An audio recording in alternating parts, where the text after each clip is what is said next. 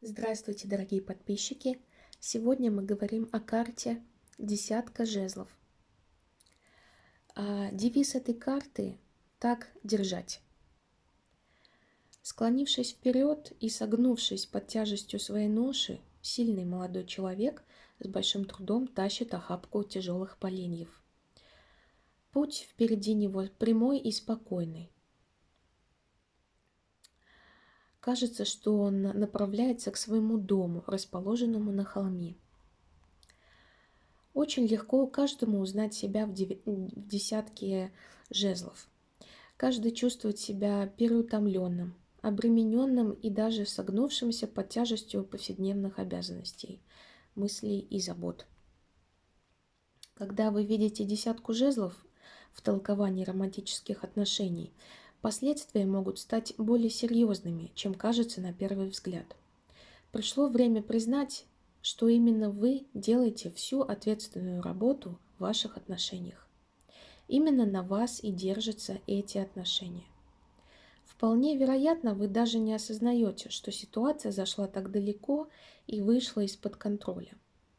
Вы можете идти по тихой узкой дороге, подбирая частички вашей совместной жизни. Когда в ваших руках окажется большая часть ноши, и вы будете очень озабочены тем, чтобы сохранить равновесие, именно тогда вы вдруг заметите, что остались в одиночестве, что вашего партнера нет рядом. К счастью, этот этап вашего пути уже подходит к концу. Десятка является числом завершения и окончания. И вы уже почти дома. Вскоре у вас появится возможность сложить ношу у родного очага. В тот момент, однако, вам придется решить, как вы хотите продолжить путь. Вы можете выбрать любое количество вариантов. Сначала вам может просто понадобиться отдых. Но вы также можете бросить все эти бревна, осудить нечестность ваших отношений или, негодуя, сжечь их в камине. Вы можете отправиться в обратный путь, чтобы поискать другого хвороста на растопку или приключений ради. Вы можете забыть все, что было раньше, или обсудить сложившуюся ситуацию с вашим партнером, чтобы остаться вместе, но изменить систему разделения труда и сделать ее более справедливой. Хорошая новость заключается в том, что ваш труд до этого момента не был напрасен.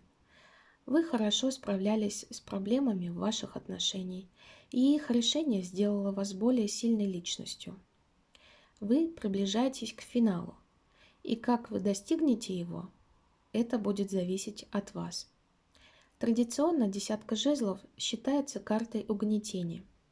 В астрологии она ассоциируется с третьим десятком градусов Стрельца, где злонамеренный Сатурн, бог пределов и ограничений, чинит препятствия и трудности тем, кто стремится путешествовать налегке.